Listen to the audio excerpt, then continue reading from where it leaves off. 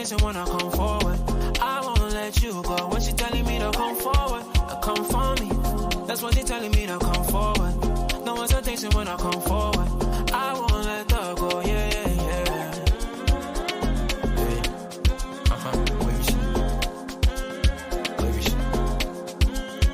She's telling me to come forward, come for me.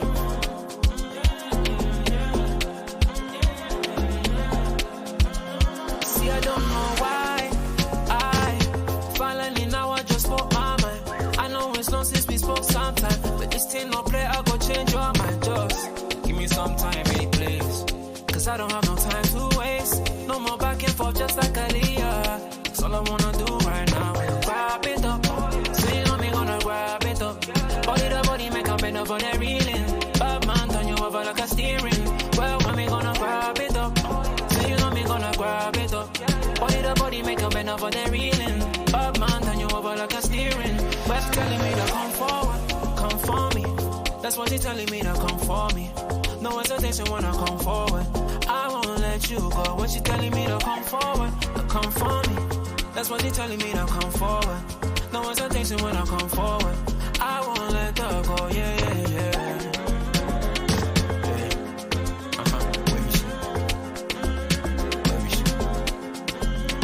She's telling me to come forward, come for me.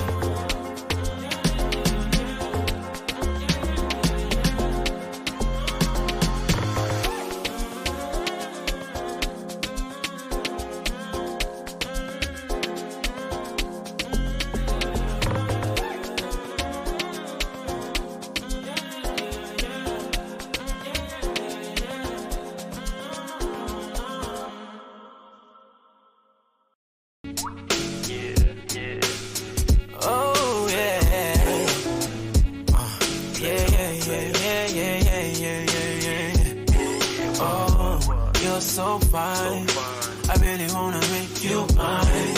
Sit back and let's unwind, and we can take a bottle of some wine. Ooh. So are you down to rock with me? Cause girl, you fly just like my G. And I need to know, I need to know. Are you really down for anything? Are you really down for anything? Are you really down for anything? Are you really down for anything? Are you really down for anything? Are you really down for anything? Are you really down for anything? Are you really down for anything? Come on, right side, come on, bounce. Left side, all sides.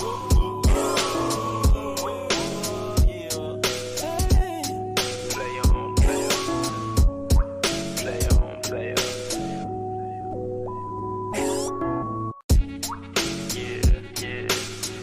Oh yeah, yeah. Oh, you're so fine. I really wanna make you mine. Sit back and let's unwind, and we can take a bottle of some wine. Ooh. So are you down to rock with me? Cause girl, you fly just like my G. And I need to know, I need to know. Are you really down for anything? Are you really down for anything? Are you really down for anything? Are you really down? It does kill it. Are you really? You made the decision to play Thiago. Klopp doesn't change the system since Luvac left. You don't want to change from the 4-3-3.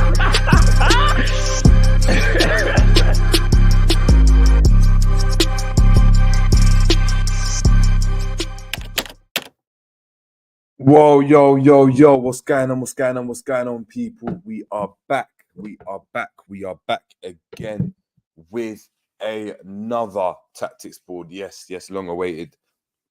Back after the international break.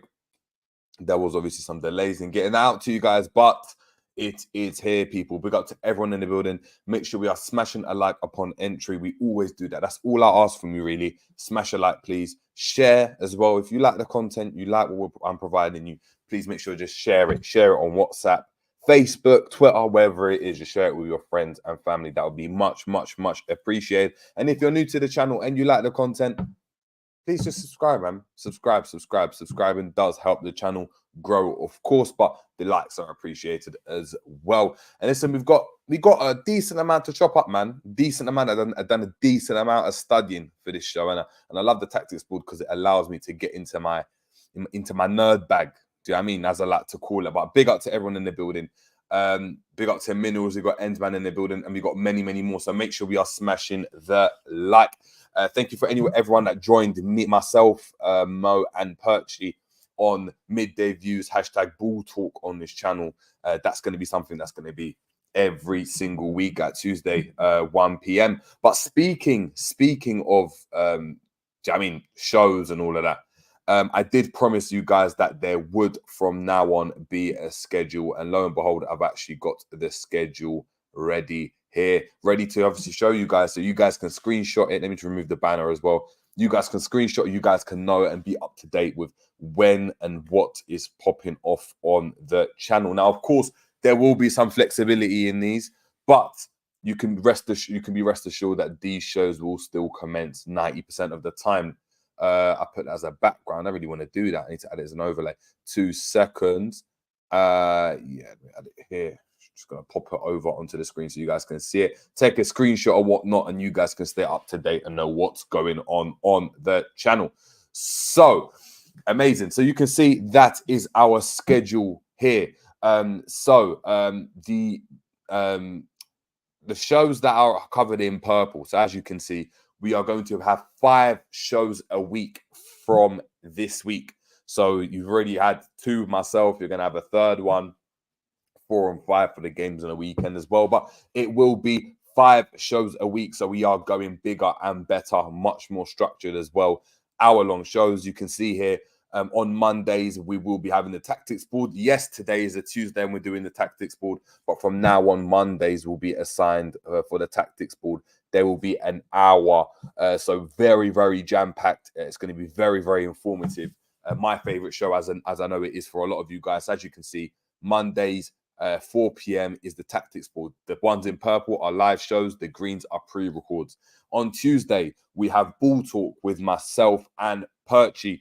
That happens on midday views over on Mo's channel, but Mo's kindly allow me to obviously stream it onto my platform as well. So that is a bit of Ball Talk. That is general football talk. So if you're interested in that, if you're a fan from another team and you're interested to have my takes on different teams and want to have my dubious and controversial analysis from that point of view, please make sure you're tuning in, and that is at 1 p.m. every single Tuesday. On Wednesdays, we will be having the Europa League, Premier League previews. Now, of course, it states 5 p.m. Now, as we know with the Europa League, sometimes we have football matches at 5:45 and crazy times like that. So that we need to be careful on. However, the previews will be on Wednesdays and they will be live shows. Now, watch-alongs.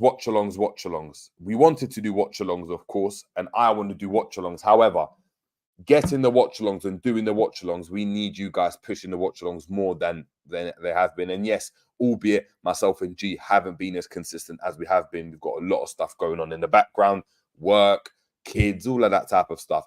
But we are focusing and zeroing in on this type of stuff. And if we want us to do watch-alongs, we need to see better engagement from you guys. We need to enjoy it as much as you guys, because watch-alongs are difficult to do. But we will do it if you guys are supporting us, which you guys obviously have done before. We just need to get that back up. So watch-alongs, for now, we've removed them from the show. On Thursdays and Fridays, these will all be pre-records. So on Thursdays, I will have the Europa League review, which will be, again, an hour-long show that will be released on Thursdays as a pre-record. At times, it may be released as a live as well. That will change. But on Fridays, the Premier League preview will be released at 5 p.m. So, of course, sometimes we may have games on a Friday. Sometimes we might have it on a Monday or on a Saturday, Sunday over the weekend. That will always be a pre-record. So now you guys have that. That's an agreement for myself to you guys, and we can get into all the business. Now, a lot of stuff to get into, man. Obviously, we had a massive game over the weekend. Managed to salvage a point in what was, in my opinion, a very lackluster performance from Liverpool. We're looking at, obviously, a tie that historically has brought me a lot of memories, especially in the Premier League or in the last 5 to 10 years. That's a game that I've always looked forward to. I spoke about it in obviously the preview show about how, you know, that the Man City Liverpool game at Anfield in 2018, or was it 19? 2018-19 really, really, really, really excited me, and it's something that's always instilled that passion in me for that game and for that fixture as a tie itself. Going into this game, had that same excitement, and I said it over on Ball Talk earlier today, and I've got to be honest, I felt as though for the first time in a long while, we've entered that game as underdogs and performed as such. Now, of course, we'll get into it. Getting a point at the Etihad is no mean feat at all. As we know, they haven't dropped points since 2021 at the Etihad. They haven't lost at the Etihad since 2021. I believe they're unbeaten in 23 at the Etihad as well. So in all competitions, so it is they have made that into a fortress. Liverpool don't do well there at all. I think the last time we managed to claim any points was back in 2015. So historically, it's not a great stadium for us to visit, but we always gave it a shot. And yes, there were games where we lost 4-1, 5-1 and got battered, but it always seemed as though we were going into the games level-headed or on par with City. We're the only team that could be on par with City. And I think for the first time, the first half or so, I sat through the half and watched and saw the gap that there is between Liverpool and City. Now, of course, statistically, in terms of the result, there wasn't that big of a gap. When you look at the stats, yeah, City have 60% possession. Of course, they're at the Etihad. But in certain phases of the game, we couldn't really get near them. And although Liverpool played really, really poorly, I look at this City team, and they're a City team that don't have the likes of Mahrez to call on as they once did. Don't have the likes of Gundogan to call on. De Bruyne, of course, out injured, taking pictures with random celebrities. Don't know what the hell he's doing, growing out his hair. Still a very, very strong team, but not the team of old. And they were still able to go and look as though, you know, they should have won the game. And when I look back on the face of the game, and we're going to get the stats up and discuss it further, as we always do, but it's a game in which I think City showed to me, because I took notice of it a bit more. We dominate, they dominate. They dominate everyone else in the league. And yeah, it was really, really interesting to go and have a look, man. Very, very interesting to have a look. Big up to Angel 1968 saying Brentford done the double on City. I don't think they did. I think they got a draw. I think they just beat them at what's their stadium called? Whatever the stadium's called. Yeah, I think he beat them there. Can't remember. Let's just get straight into it, people, man. So of course, getting into the team stats, Liverpool are on the right-hand side for this stat sheet. City are on the left. Now, City had 14 shots to Liverpool's, obviously 3 on target. Liverpool's 8, with both teams having 3 shots on target. Really proving, and I think this was a massive key factor of City's gameplay. Really, really good in possession. A lot of chances created, but poor end product. And of course, Haaland was the one to score, but they could have scored a couple more. I mean, I look at their head, one of the last actions of the game. I think a header that flashed across the face of goal by Haaland. I look at Doku making the wrong decision a couple times inside the box. We had Bernardo Silva had a chance as well. Foden had a really, really good shot when he cut inside and had a shot from distance that Alisson made a real good save of. But in total, obviously, 3 shots on target from 14 isn't the best conversion rate. We go on to possession, of course, and look, Man City dominating, as I stated earlier, 60% to Liverpool's 40%. I mean, that's something to be expected. However, I don't think we're as dangerous without the ball as we once were under Klopp. I think we've made an active decision to change that with the players that we've brought in, the likes of Jones, McAllister, Soberside, that started the game, have really changed the way we approach games, I would say. We can see 30 attacks into the area, in comparison to Liverpool's 18. And of course, their expected goals were 1.78. So if we were rounding it up, that's almost 2 goals to Liverpool's 1 goal expected. So look, at the end of that game, you're looking at it, and of course, if I was a City fan, I'd be looking at this game thinking, you know what, we were ahead in the game, had a couple more chances we should have scored from. From a City perspective, they would use the argument, and some have, that it was a foul on Alisson. I mean, when he jumped up and tried to pull his arm away, Kanji tried to, look, that was a foul. That it wasn't not a foul. It was definitely a foul. You can't drag a keeper's arm back. You just can't do that. It doesn't matter how much force you use. However, and it was soft, but you just cannot do that in football. And from a City perspective, we'll look at it and be like, look, there was a couple of times we could have been a bit more clinical.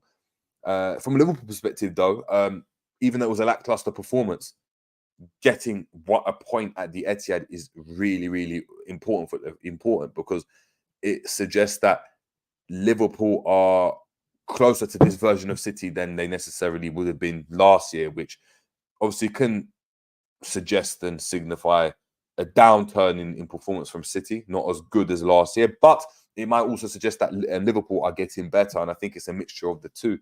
Let me just get into some of the comments before we get into that. Big up to Corrupt Ref saying, to get a draw playing poorly, imagine what happens when we play well. That's exactly what I'm saying. I think that's the positive that I look at when I'm looking at this game. Angel 68 saying, we have no coordinated press and then inexperienced midfield. Tony Dunn City at the Etihad. Oh, yes, you're right. Angel 68 saying, our experienced new midfield was played through by City too easily at times. Alexander De Los saying, Ake versus Salah, I don't want to see that again. We're going to have to talk about it 100%. Paul Smith is saying, I don't think our press is as effective as it used to be in the past. Connie saying, what's good to yourself. And just to summarize before I get into kind of, discussing the game in general and having a look at kind of, our play now and how we got to the result in the end of the day. This was a positive result for Liverpool, but we need to use the positive result to get back to having the good performances, because if we recall, we've been a bit stop and start now. Of course, the last time we were in the Europa League, and I will be having a Europa League preview tomorrow, so that'll be out tomorrow, so please make sure we're checking that out. But last time out against Toulouse, we lost, of course, had the probably worst performance under Klopp this season. Then, of course, went to Brentford, and I'm really, really well at Brentford. And then had this result here. And look, considering it was an early kickoff, it was a decent game. But I think it's something that we need to improve on. And the underdog status is something that worried me. And look, I'm going to get into it right now. So, let me just make sure I get the first one out. Let me see if I can get people before we get into it. If I can get how we lined up in the game. So I think let me see if I can get this actually. Let me just show that off, guys. Make sure we are please smashing a like. It does help the channel massively. If I'm being honest. We're a very, very small channel compared to others, but I require you guys to be as engaging as you always are. So please make sure we are smashing a like. Cool. We've got 22 people in the building. So that's amazing, man. I really, really love you guys. Appreciate it. Hold on. Screenshots. 2 seconds. Let me get this up for you guys and we'll get into it. Anyway, how's your afternoon going? Anyway, that's something I wanted to ask. Oh, so cool. It's up here. So the team on the left is City and the team on the right is Liverpool. So as you see, Liverpool started with obviously Alisson in goal. We've got Trent at right back, Matip and Van Dijk making up the centre-back partnership alongside obviously Tsimikas out on the flanks and Trent. We have McAllister, who played in the 6 again, obviously opted as the best choice in that position. I think Klopp echoed that in his pre-match press conference. We've got the 2 8s in Jones and Szoboszlai, number 17 and number 8, being flanked, obviously Nunes playing up top, being flanked by Salah and number 11, and Diogo Jota was picked ahead of Luis Diaz for this game. this is the team that I actually went for in my predictions, if you guys recall. So me and Klopp are thinking alike. I'm starting to get into the brain cells, into the nooks and crannies of Klopp's brain. So starting to understand and think like him. So I don't know if that's a positive thing, but something to obviously look at. Of course, City played with a 4/3 at the back. You can see that's Walker at right centre back with Ruben Diaz and Ake playing as a left-sided centre back. They looked to have a double pivot, or Akanji maybe playing in the defence, but entering midfield as a double pivot alongside Rodri, number 16 and number 25, which is Akanji. Out wide left, they of course had Jeremy Doku, the Belgian sensation, that we're going to discuss because people are waxing lyrical over this guy and his performance over Trent. I think it's a bit overrated, but hey ho. Foden on the other side playing really, really wide, and the two players in that advanced midfield role were Bernardo Silva, number 20, and Julian Alvarez, who was obviously a striker, but is now playing behind the striker in that kind of false nine, number 10 centre forward position. Up front, of course, they had the dangerous Haaland, who scored on the evening, and knowing what we know about Liverpool, we know Liverpool are always going to go and concede chances at goal. And I think that was very, very, very, very present in that game. Obviously, we conceded that chance first. Look, great bit of movement from Haaland to get in between the two centre-backs. Very old school centre-forward player. I think for me, when I've been coaching as well, that's something that I always ask for my strikers. Can you try and get in between the two centre-backs, or in between the fullback and the centre-back? Make them make a decision of who's picking you up, because it makes them kind of second guess themselves. And it was very textbook. It was touch with the back foot, out of his feet, and then bang. And that's something that you want to see. If you were a coach, and I understand why the likes of Michael Richards, Daniel Sturridge, Carragher, even on Monday Night Football, getting really excited over this goal. Yes, it wasn't the cleanest strike. However, he got it inside netting, and that you can replicate that move time and time and time again. Of course, Garnacho's goal, which is obviously miles better than that goal, and probably one of the best goals we'll see this season, might even win the Puskas this year. That's how good that was. That's a goal that he's skilled 1 in a million. A manager can't account for that. The Haaland goal was something that would have practiced. Can we go and try stretch that defense all over the place and find gaps in it? And they managed to go and do that. But if we go and have a look at here, hold on, this is actually later on. It's this one. Is it this one? Sorry, guys. I'm just trying to make sure. Okay, here. So, yeah. This is obviously isn't a goal, but this is obviously showing Man City's build-up. Now, Man City done something very, very interesting. Both players actually, the teams actually did. The idea of overloading in midfield, not by a fullback going out wide and a winger coming inside, which is very kind of old school traditional now. What we're seeing now is the members or the teammates that are playing in the defense occupying positions inside the midfield to overload the position, which when you think about it theoretically, it's so much easier to go into midfield from a central position. I think you're used to seeing the game from a central position, so it's easier to get accustomed to. Pep Guardiola's obviously done that with Ake and Stones, and now has obviously started to do this with the Kanji. We can see that just here. Doku, of course, out wide. Trying to stretch Trent over here. Bernardo Silva picking out a pocket just in behind Szoboszlai.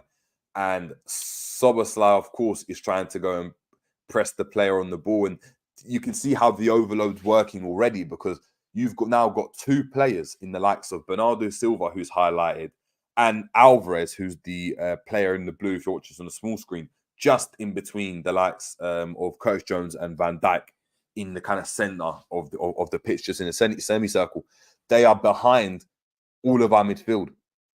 So McAllister is trying to intercept the ball, but he's not a traditional 6 that doesn't really keep his shape as well.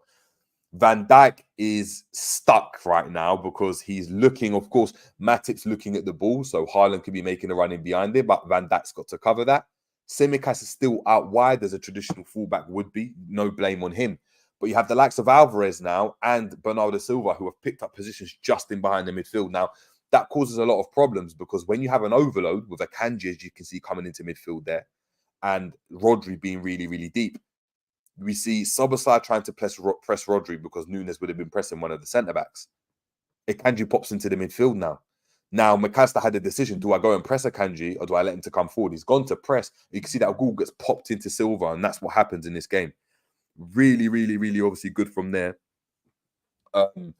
We're seeing there easily like their ability to manipulate space from City. And I think that's what was really, really interesting to go and see, because Liverpool were a team that were really pressing. Now, I recall a lot of you guys just a moment ago were talking about here. Let me see if I can get that up again. Big up to Paul Smith saying, I don't think our press is as effective as it used to be in the past. And this is something that I definitely agree on, 100% agree on. I think Liverpool under Klopp originally, OG Klopp, were a team that were known for pressing, for limiting the amount of space, wanting you to go long because they understood that we have more when the ball's in the air. It's a 50-50 ball, of course, but if you're trying to stretch the pitch against us, not only will we be able to go and get the ball because we've got fast players, we trust that you won't be able to do that anyway because we're going to press you so well, and you're not good. You can't keep giving the ball away with a team like Liverpool because they'll punish you at one point. We were the best at that. For me, we were the best at that. I've never seen a team press the way Liverpool pressed under Klopp when he first came, first couple of seasons, even when we got top four and Salah came. The way he pressed was incredible. However, teams have obviously, football's evolved and teams have evolved to what Liverpool are doing. We've become a much more possession-based team. And I think that's why I go back to what I said about, Liverpool going into this game and it's seeming as though Liverpool are second best. You're never going to be better than City at using the ball, but we're trying to find our identity. And I feel that we're kind of caught in between two identities because we're trying to press, but also trying to retain the ball a bit better. And I don't think we've married the two successfully yet. And of course, we're still developing, we're still learning. As someone said, with a big up to Angel saying we've got an inexperienced midfield. Of course, the team's inexperienced. But how we do this and how effectively we can do it is something that I actually still go and question. So that's obviously something to go and see. As I said, though, going back to what I said, of course, we saw Akanji obviously playing here, popping into midfield. If I go here, we do the same thing. We do the same thing, and it's really interesting to obviously go and see. We know Trent comes into midfield. And this obviously causes another problem because we overload the midfield. And it's a very similar situation. We've got Van Dijk, Alisson, and Matip in this point making up the back three.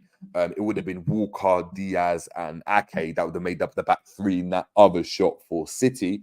But we're seeing here Liverpool doing a very similar thing. Now, of course, very, very it is different because Tsimikas is not a central player. He's not someone that works well playing in the centre, so he still looks to stretch the pitch, but we do try to go and play narrow. And I've realised that Tsimikas, or even if it's Robertson, are sometimes diversions for us to be able to go and play in the centre, because it means that if Van Dijk gets the ball, it's a lot of work for either a Walker, Foden, whoever playing on the right hand side to get out to Tsimikas because of how wide they're playing. You can see here Trent obviously inverting into midfield, linking up obviously with McAllister in that double pivot and trying to play with a double pivot, meaning that you're creating two boxes essentially. So you've got the box, which is obviously here, Szoboszlai, Trent, McAllister and Jones, but you also have a box between Trent, McAllister, Matip and Van Dijk. Those boxes allow Liverpool to transition through the pressing. It's very similar to what Chelsea tried to do against City. The only problem is we have this situation is that you lose the width that a City team would have had because of the way they set up. We didn't have the width. We only had the width through Tsimikas. Trent, when he comes inverted, narrows up the pitch.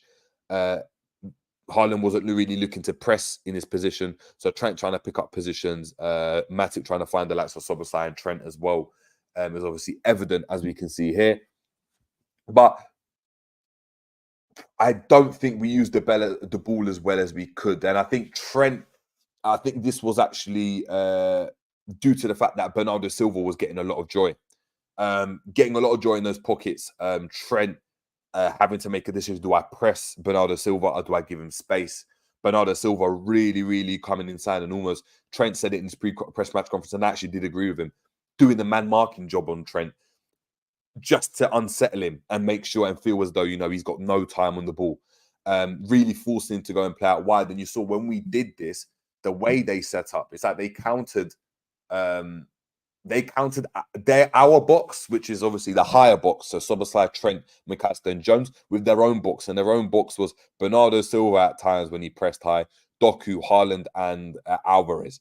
And that box meant that, the likes of Matip and Van Dijk had to do a lot and get on the ball a lot in order to try and, draw this team out. And it was a really, really good tactical battle to watch.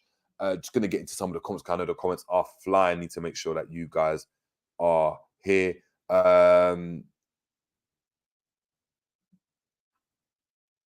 Corrupt ref, big up to yourself, saying, so you are to blame for our poor performance. Maybe so. Maybe I am. 100%. That's actually hilarious. I'm going to get big up to Donovan Davidson saying, agreed, our press from the front is average at best now. Yeah, we'll get into it, man. We'll get into it. Ultra saying here, the tactics from Klopp in the first half were poor. Jones and Szoboszlai looked out of place. Yeah, and I think that is also credit to Pep, because the way in which he set up meant that the likes of Szoboszlai and Trent didn't have a lot of space to go and play into it. And it meant that when we won the ball, there was a couple of times where we played really, really good 1-2s, of course. But it wasn't something... 2 seconds. What is this? Yeah. So, so really, really good with the 1-2s, of course. But, and there was actually, I know Liverpool, the club, have released the footage of, us doing the 1-2s and playing really, really fast. That happened once in the game. Majority of the time, we couldn't go and do that. We tried to go really, really long and go very direct into Núñez, into the likes of Jota. It didn't work for us. And I think they dealt with us really, really well defensively. If we move on, this was in the second half. I need to make sure. I need to organize these images next time I get them. We saw that here. We saw that. Okay, that's Silva. So, of course, they dominated the ball. Dominated the ball a lot. What we saw here is in the game, I think we were really poor. And the reason why we're really poor is because we didn't exploit this space that City used. Now, if I go back to the Chelsea game, and correct me if I'm wrong, people, Sterling, Cole Palmer, Reece James really utilised the width, really stretched City, forced City to go out wide, which meant that spaces opened up in the middle. Liverpool played very, very narrow. You have Jota, who's right-footed playing on the left, who lacks the drifting central because he's not the best at beating a play out wide, like Doku, for instance, or Foden. You have Salah, who, again, right-footed playing on the left, wants to cut in and, look, is great at beating players, isn't of the level that he once was. In that regard, however, I believe his all-round game this season has been much, much better. Núñez, of course, are very, very central. You then have Szoboszlai, who's trying to create some width, but very central. You've got Tsimikas, that's the only wide player, with Jones also coming really central.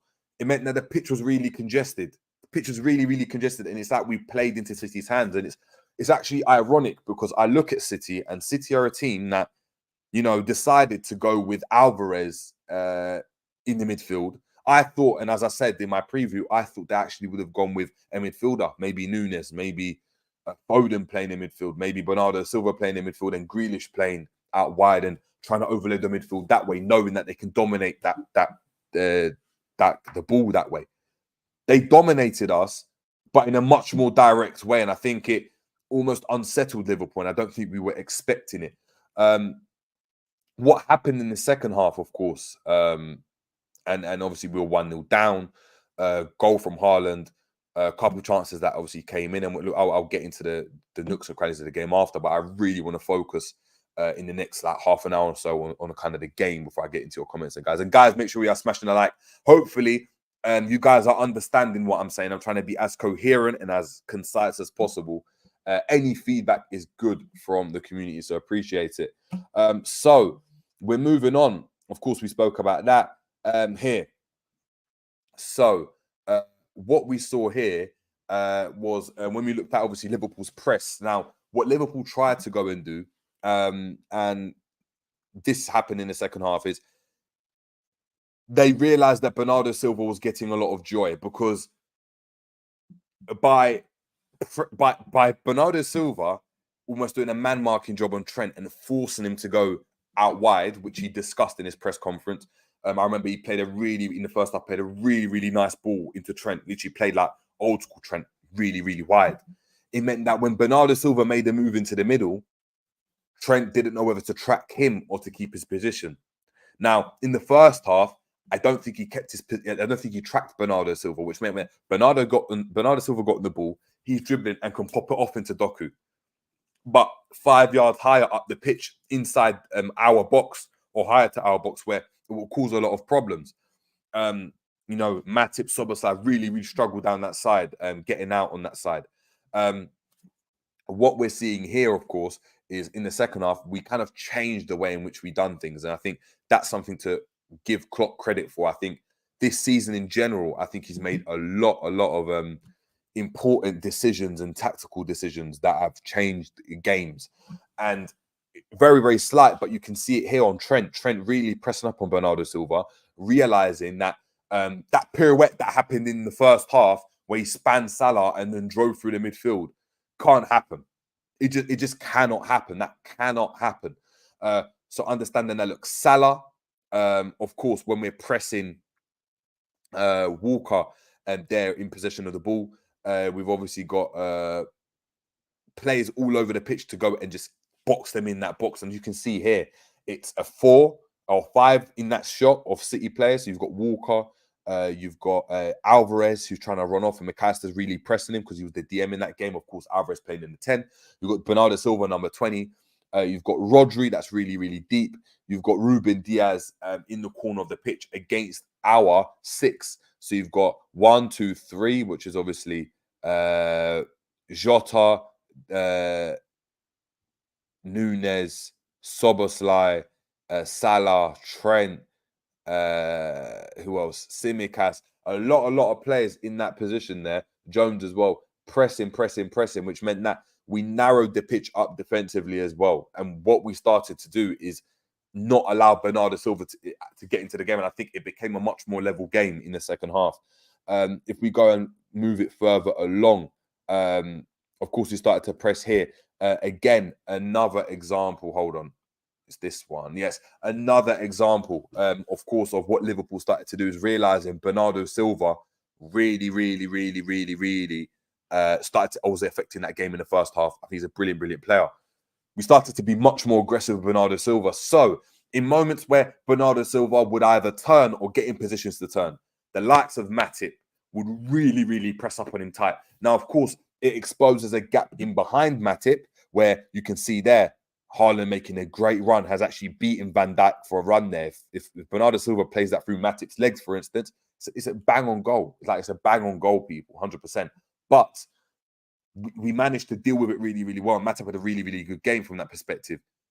They weren't able to go and create those chances as well enough. Hence why, look, they had 14 shots, but only 3 on target. We dealt with that really well. And this aggressive nature meant that, look, if Matip stops Bernardo Silva tries to check back. He's now surrounded. He's got Matip in front of him. He's got Salah, who became much more defensively responsible in this half, really kind of vacating that spot. Szoboszlai, who didn't have the best of games, trying to obviously get back, but he should be a bit closer. You've got McAllister on the cover as well. So really congesting the space. And again, Trent Alexander-Arnold really minded, okay, my role was now Doku in those situations. And that tactical understanding for me was really obviously good to go and see.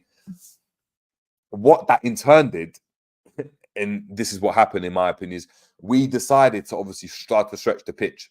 So what happened is, as the game went on, Klopp made vital substitutions for me. And look, Curtis Jones, who didn't have a really good game, people know I'm the biggest Curtis Jones fan.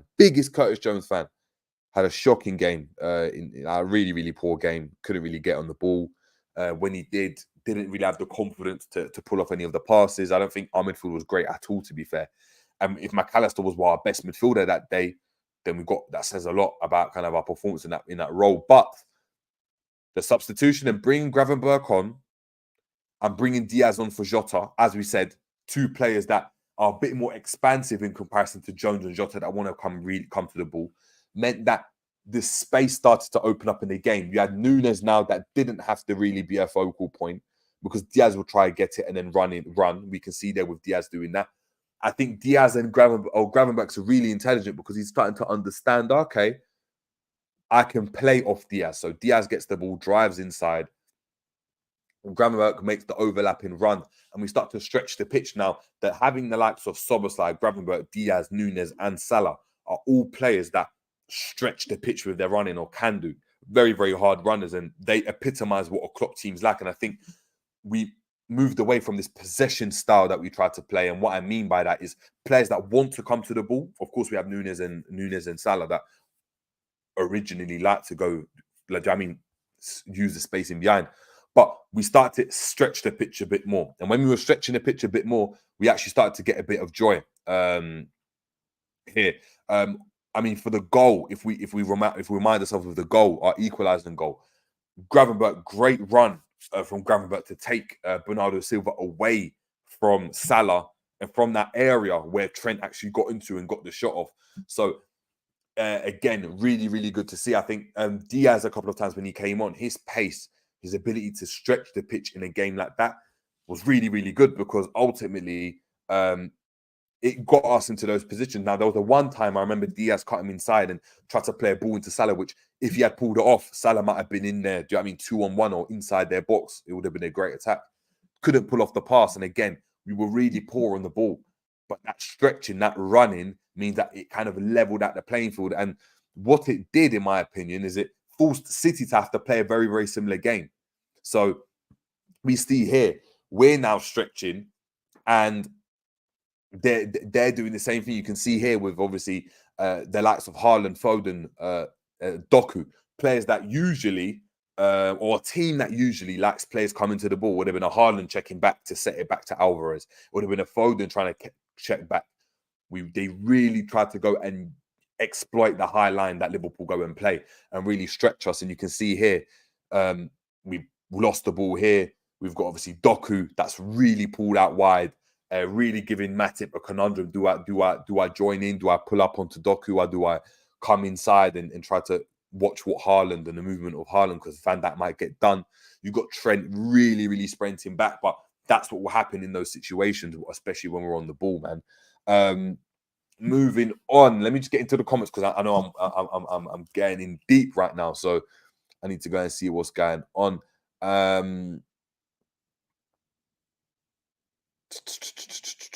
Big up. Get in. Make sure you get, if you got any questions. All right, cool. Just checking the comments, making sure everything's good. Roach Rees, big up to yourself in the building as well. Cool. So, in turn, of course, what happens is that game gets stretched. Of course, we get our goal as a result of the game getting stretched. We actually suits Liverpool, and it's something that we wanted. But it's something that we need to think about when we're realizing what Liverpool are. And I think it goes on to what I think about the game, and what I said about Liverpool being caught between two styles, and we still are. We've got better players than last year. We still have become this possession-based team that gets 80%, 90% of the league. But to the core, we are still a Klopp team. And for Klopp to be at his best, we need to be a gegenpressing team. And that's why I think Gravenberch really done well in this game. That's why Diaz done really well, because they epitomised what Klopp wanted in that game and what the game needed, which is take the game away from City by stretching the play. And I think Klopp said something really interesting in the press conference, saying that, look, if Liverpool had played well in this game, they could have won. And I know that's a very kind of blatant statement. If you play well, you could have won. Of course you could have won. But what I think and what I interpreted from that is if Liverpool had done a bit better on Trent, not only transition, because on transition we tried to counter-attack them a couple of times, just weren't that effective with the ball. But if we could have stretched that game a bit more, right, we could have had a bit more joy. And I think it was a very fine balance against City of not going too gung-ho, but also having enough on the bench and enough kind of know-how to change it mid-game. And when I think back on it, I know a lot of people were speaking about, you know what, you got the lineup wrong. You could have played Gravenberg instead of Jones. Maybe Diaz should have started because a lot of people prefer Diaz over Jota. If we had started that way and it didn't work, right? And yeah, let's say we made the game really stretched and wide open, but we lost the game 4-1, would you still be happy? Or do you prefer the point? And that's the way I've decided to go and look at it. So yeah, man, that's my analysis about that situation of the game. Let me know what you think of that, because I do want you guys opinion on that as well. I need to get into all the comments you guys are putting on there. Angel at 68 saying we've only won one Premier League away game. Yeah, that's true. That's true. Honestly saying LFC won the most points from losing positions. Yeah. Donovan Davidson saying agreed. Our press from up front is average at best now. Big up to PL Ryan saying I don't think it's about our press not being effective. I feel it's more about Klopp changing a couple of things. Maybe so. I actually think that maybe so. I'm looking at it, and Klopp has been changing a lot of things now. Honestly saying JJ, for all the criticism we got, we are still up there. Still not the finished product, but when we get there, in the words of Chief Keith, LFC in the cut is a scary sight. Listen, yeah, it is. I think there's a long way to go, though. I think there is a long way to go. Angel at 60 is saying, positive is we have a very talented squad right now. Our bench has game changers and players I trust. Yes, and I think that's the major difference. And this is why I go back to it. I don't think Liverpool have changed too much from last season, but the signings have made a difference because they are offering more than what our other players did. And we lost that trust that we had once with the likes of Milner coming off the bench. 5 years ago, Milner come off the bench, we would have been happy. Not when he's 35 going on 36. So I hear you. PL Ryan saying Klopp has adapted to the times. Things have changed, so Klopp moved with the times. Yes. Angel at 68 saying Trent hit some great out balls to beat City's press. Yes, and this is what I mean by stretching the game. He hit some really, really good balls. If we could have done that on a much more consistent basis, if we had a striker that could collect them a bit more and was a bit more nuanced in his play, I think it would have been more effective for us. We've got Ultra saying also people won't like it, but Szoboszlai needs to be benched. 3 games in a row now where he's been poor. I saw something that he has only won 3 or 4 duels in the last 3 games. Is there a question of tiredness maybe with him? Maybe him being burned out? I don't know. Chat to us. Big up to Captain Sal in the building. Ultra saying if we do get a DM, I can see Mac 10 going on the right hand side with Salah and Trent. I wouldn't want that, man. We've got no pace down that side. Defense, like no real kind of explosivity. I mean, Sobos has been a massive part of our defensive strength. We've got Naldo saying, big up everyone and JJ. I hated the tactics last game. We weren't brave enough. I was screaming at halftime for us to have some balls. I mean, yeah. I mean, this is why I go back to it. If we had balls and lost 4-1, would you be happy with having balls and lost 4-1 like we did back in the day? And maybe we would have believed that we can go toe-to-toe for them, but is there maybe a maturity from Klopp or a maturity from the players and realizing, actually, I know where I am, having some good self-analysis and self-kind of reflection on ourselves as a team, saying, all right, we're not that team yet. Of course, we can beat them, but we can't go toe-to-toe for them, but we need to play a different type of game. Captain Sal saying Szoboszlai does a lot of covering for other players, which gives the false impression that he ain't doing anything. But for me, Szoboszlai is the first player on the team sheet. I hear you. I don't think he's been that great though in the last 3 games, if I'm being honest. Big up to Yaga Yao. What's going on? What's going on? What's going on? G. Yes. Rochery saying, am I the only one who thinks we've been playing poor for the majority of the season? I mean, we haven't been scintillating. And look, you're not the only one. That's the way I'm going to say it. We haven't been scintillating. We haven't been the only one. I've got Boom Boom 43 saying, need to rest Dom on Thursday. I agree, man. Hold on. What's this? Okay, cool. Yeah. 100% we need to obviously be able to go and do that. Klopp saying, 100 saying Klopp original plan was Mac 10 on the right and Szoboszlai on the left. Or maybe the other way around. Who knows? Yeah, so what we're going to do now, people, we're going to get the lineups and we're going to get into the player reigns very, very quickly. Make sure you're smashing the like, please, people. Does help the channel grow. Massive thanks and appreciation to you guys and for everyone to tuning in so far. This is obviously my favorite show. I can actually get my brain working. Do you know what I mean? But yeah. Cool. Let's do the player ratings because we need to discuss some players, man. Let me just share this screen with you guys and we'll get into it.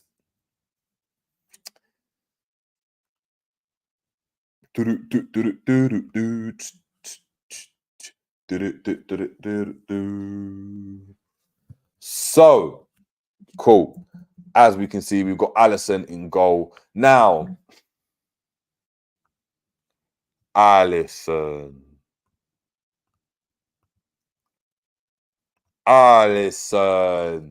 Not gonna lie, he made two fantastic saves.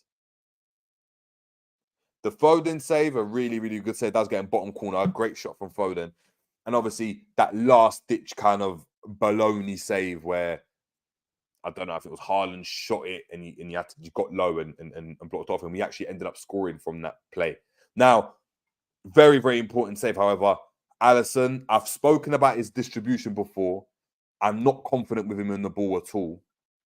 As confident as some people are, especially in how we're transitioning to becoming a more possession-based team. Great shot stopper. Of course, by far not the worst in the league and had a poor game. You're not going to have another poor game like that for another 2 seasons, it seems like, with Alisson.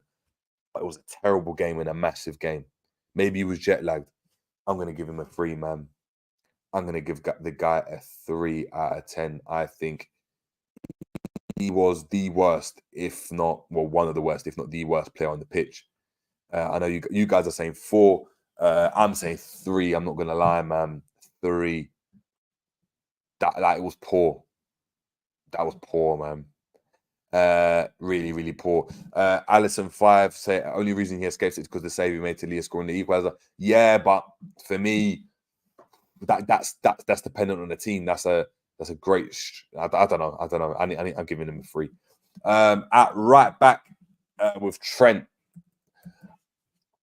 Now, a lot of people, and let me know, a lot of people think that Doku got the better of my man. Now, we saw the best and the worst of Trent. Now, Trent didn't have the worst game. I think it was a very, very good performance.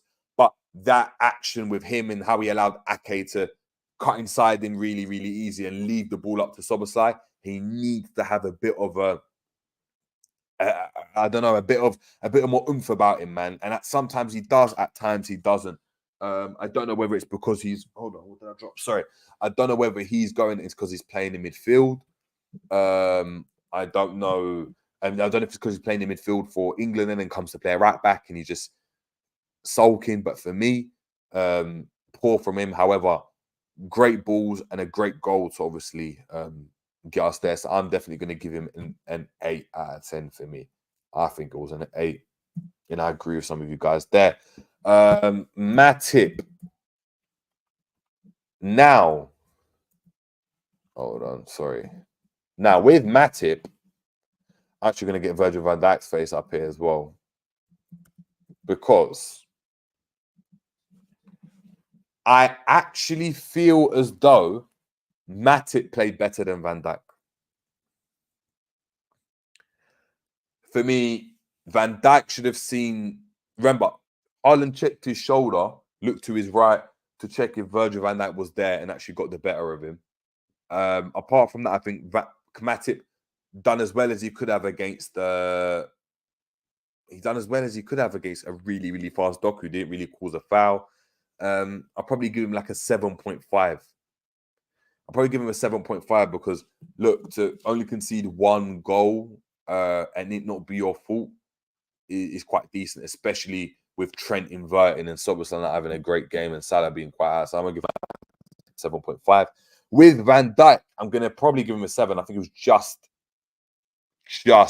like, I think Matip was just a bit better than him. Just a bit better than him. Honestly saying both centre-backs 8 because how many big chances did they really have? Yeah, but I think that's a team thing, though. I think individually, a couple times, I don't think Van Dijk's clearances were that great when he was clearing it with his left foot. And yeah, like I said, that not realising that Haaland's just there, that really annoyed me. But yeah, that's what I'm gonna say there. Left back was Tsimikas. Now, Tsimikas, look, he's not my favourite player, You know what? I would probably do this, you know. I'd give Tsimikas an 8. I think for Tsimikas to actually deal with Foden as well as he did, exactly as under the loss. Foden who? Foden was a non-entity in that game. For someone that defensively we're always questioning, done really, really, really well, man. And you have to remember, he had the likes of Gravenberch and Jones playing. They both came on. Gravenberch did better than Jones, but Jones had a shocking game. He had Jota down that side who got taken off as well. So yeah, that's obviously what I'd give them. I think Tsimikas actually done really, really well against him. So that's what I'm a keep for the defenders. I think Matip was a bit better, and I think Tsimikas was, yeah, I keep it that. In the defensive midfield role, we had McAllister starting. Now, I'm going to be honest with you guys. I really don't like him, and I struggle not to run my agenda against this man. But Christmas is coming up, and the McAllisters are going on holiday, and I hope he goes on holiday with them, man, and gets left in Argentina and never comes back. I don't really like him. I think he's overrated. He was our best midfielder, arguably, like from the players that started, but he was still poor. Like he struggles to connect with passes. He presses at the wrong time. Yeah, I'd probably give him a 7, Angel. I think that's right. But McAllister was poor, man. Like the midfield was poor in general. Virgil saying good game. I don't know if that's a good game for me. I don't think that's him being a good game, but hey, something to obviously think about. McAllister's poor, man. McAllister's poor. Jones, look, been important for us in midfield when he's been available. However, recently, not even recently, in the last game, let's just be honest, he was really, really poor. Really, really poor. Let's be honest, the both 8s were really, really poor. I'll probably give him I'm going to be honest, 4, man. I think he was that bad. McAllister, we're going to give him a 7, we said. All right, 2 seconds, people. I'm having to answer a work call, so let me just mute you guys.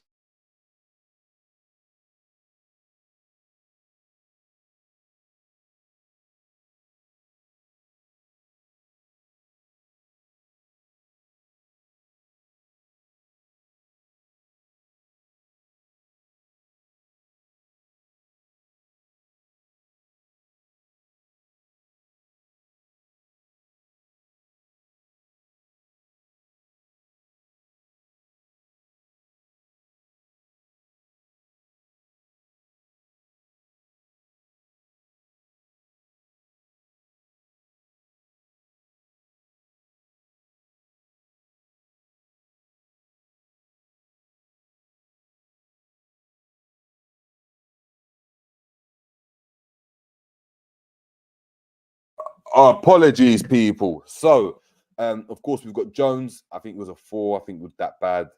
Really, really poor. G here saying, speak on Soboslai because I'm struggling to understand. What am I calling him? Super Soboslai, yeah? Steven Gerrard. Best midfielder in the league. It's been 3 games now. Where are you? You. That's why I hear the echo. It's like, Soboslai, slide. Dom. Listen, it's quiet. I mean, me and G said it. You rely on one player to put in 10 out of 10 performances. He becomes your Gerrard because in order for us to win games, he needs to play well. Especially the big games.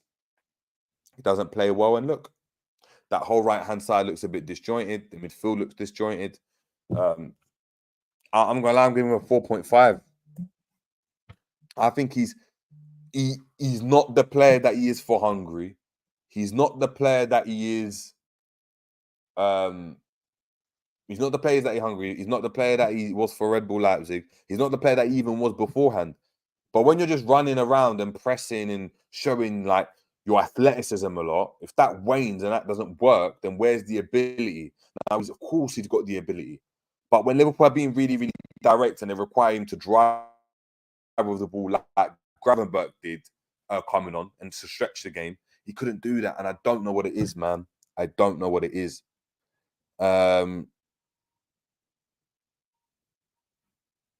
It's crazy. Now they're saying here, look, defensively, Sobel was disciplined. Offensively, thought decision making could have been miles better. Would have been worse without him, though. I don't know if it would have been worse without him. I don't know if it would have been worse without him. If I'm going to be really, really honest, I don't think it would have been worse without him at all.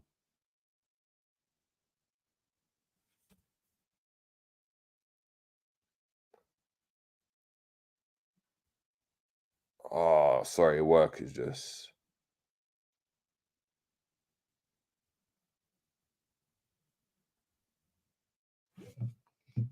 But yeah, sorry, apologies, people. But yeah, really, really poor, man. Really, really poor. I think it's a 4.5. I think in a like when you're put it this way, you're playing against a team that's full of midfielders. Well, a team that's really, really good on the ball, but you can't settle yourself in the game. Now you can't ball with them because they're balling better than you, but you can't assert yourself. Now I go back to games when we had Ronaldo, Henderson, Milner, Fabinho. Sometimes we couldn't ball with them, but we pressed them. We pressed them. Like, we harried them. He didn't even do that. Neither did Jones, neither did McAllister, but we couldn't ball with them either. I'd actually be up for this. I'd actually be up for this. Push Trent into midfield permanently and play 3 centre-backs. I'd do it as well, but we'd be copying City a bit too much and again, moving away from what Klopp is good at. So, I don't know. Cool. On the left, let's go Jota. Hold on. Let's go Jota here. Diogo Jota. I don't know. For me, he gets a 5, man.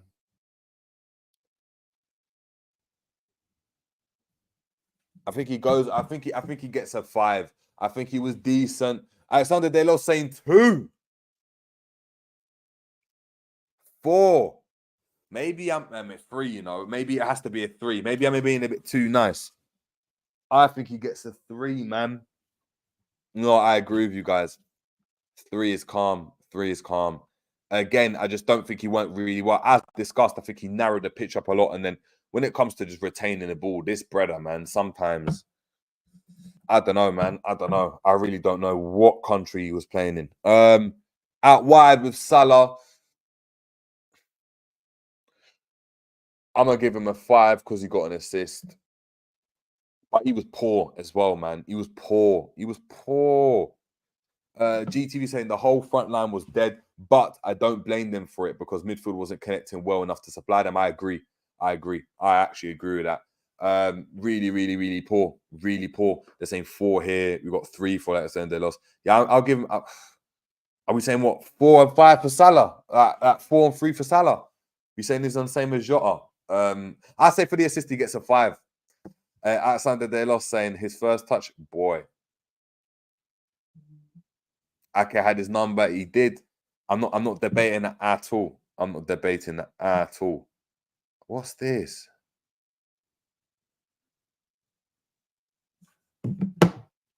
Ake had his number. Great. Oh, work, man. Apologies. Yeah. Salah. 5. Am I the only one?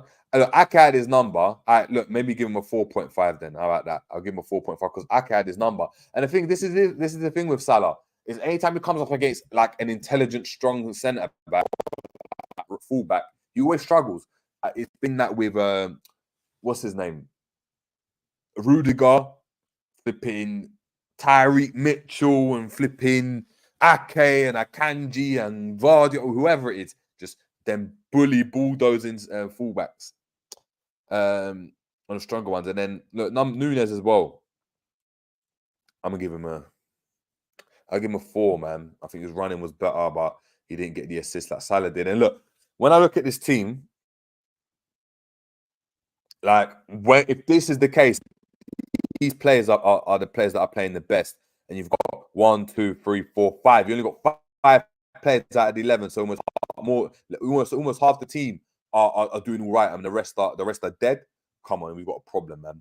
And the thing is, look, I'm gonna talk about Nunes quickly. Cactus are saying 6, yeah. I put something on Twitter, yeah, and let me read it out. I put something on Twitter so we can actually discuss what I'm talking about. So this is regarding Nunes, yeah.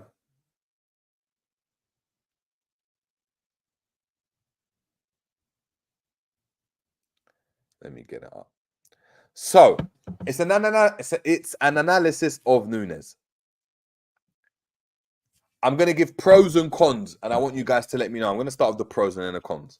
So the pros about Nunes, right, is he's tall, he's fast, he's athletic, he's good striking power, he works hard, he makes good runs, he shows desire, strength.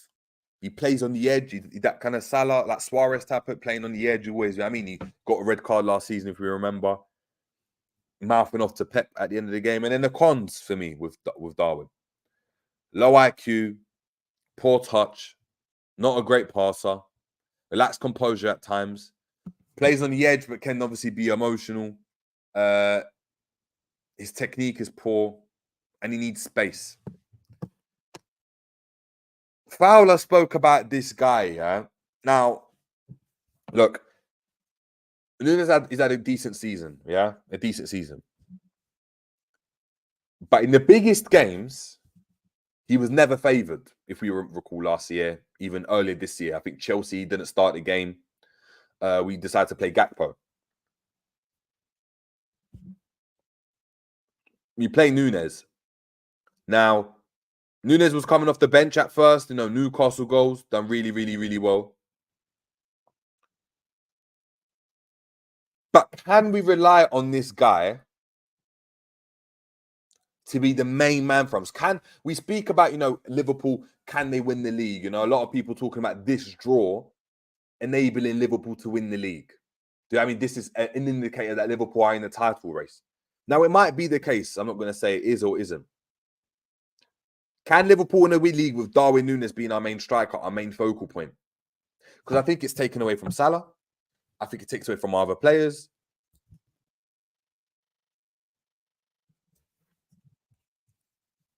And this is my problem. He's 24. He's 24. Can someone explain to me why?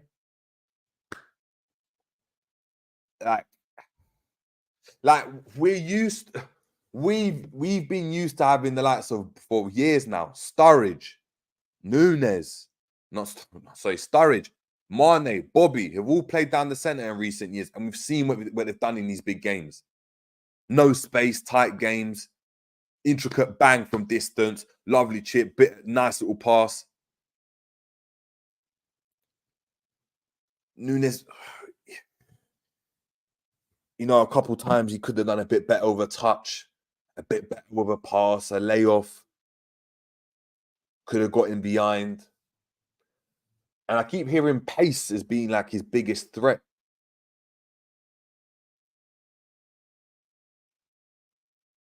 That Agbonlahor was fast, man.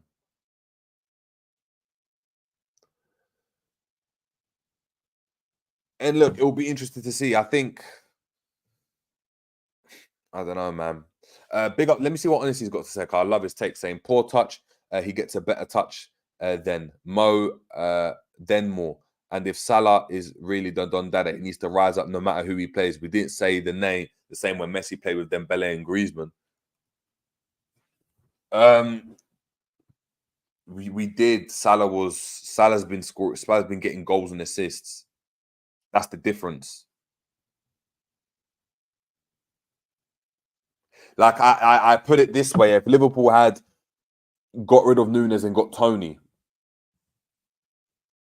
if Liverpool had got Kane, if Liverpool had got who else? There's not a lot of strikers. I'm going to be dead honest with you. I'm going to be dead honest.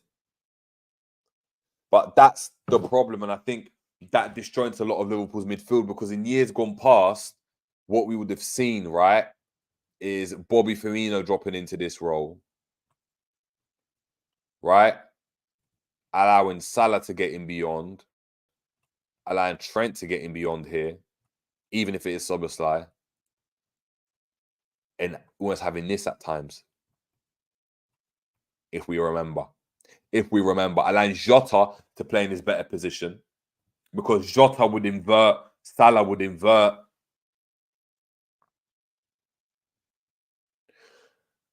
We can do that with, obviously, with Gakpo, but Gakpo isn't of the level either at the moment. And Núñez is on form, he's better at the moment. But it means we have to change the way we play, and we've got to be a bit more direct. We can't link up the same way. So it's something to look at, man. Something to look at. But look, those are the stats. With Gravenberch, I'm going to give him 7. I think he came on done really, really well. Luis Diaz, I'm going to give a 5. I think he done okay. I think he ran the pitch a bit more, but was a bit better. Elliot, I'm not going to rate because he didn't really do really well. And Gakpo, I'm not going to rate either. But yes, people, obviously that's been the tactics board. Thank you so much, obviously, for tuning in. I'm going to get into some of the comments before we head out. Yeah, grab 7. I already said Captain Sal. Honestly saying Tony is good, but he is 26. If he was that good, why didn't no one go and get him? Sometimes football's not like that, isn't it? Like what you're saying, Werner's better than someone that someone didn't get. I don't know. Like Man United are interested in Tino Werner, so do you think that's a good move? Honestly saying Ryan, what a baller, he is cold. We've got Anfield Roden saying John the second, but I know he's chaos though, and he runs. That's in regards to Núñez. Big up to Boy _ saying our tactics rely on individual brilliance and the other team making mistakes, which is why our form is inconsistent. You can't repeat what mistakes are made. I agree. We've got Corrupt Ref saying, so you are to blame for our poor performance then, JJ. Boy. Roach Ruiz saying, I want Mac on the bench. He is offering nothing. That makes me go, wow, we need this guy. He's bang average. I agree. Alexander Delos saying, do you think we need more signings or less? Need more signings, but I mean, it's not going to work with Liverpool like this. Big up to Phil Bidwell saying, free Núñez may smoke teams at Brazil or Uruguay, but he hasn't been doing this for us this far. On this saying, JJ, what about Endo? Endo's another one that, you know, hasn't been great. He's all right in games. Comes on, pops on. He was decent when he came on. I don't know. I'd like to see. Look, tomorrow's going to be interesting because obviously I think we're going to make wholesale changes for the Europa League. But look, I'm going to get into it. But guys, I've got to head off. That's been over an hour from me. I've got to head off and get to coaching. People know I'm a coach, so I've got to go and coach my team. So I've got to be off in the next 5 minutes or so. So, guys, thank you so much for tuning in. Appreciate obviously everyone joining in. Thank you for anyone that's obviously liked, shared, comment, subscribed. Please make sure to share with your family and friends as well. I'll see you guys tomorrow for the Europa League preview. But until next time, people, it's been a Jerry James show. Thank you so much. And we are out.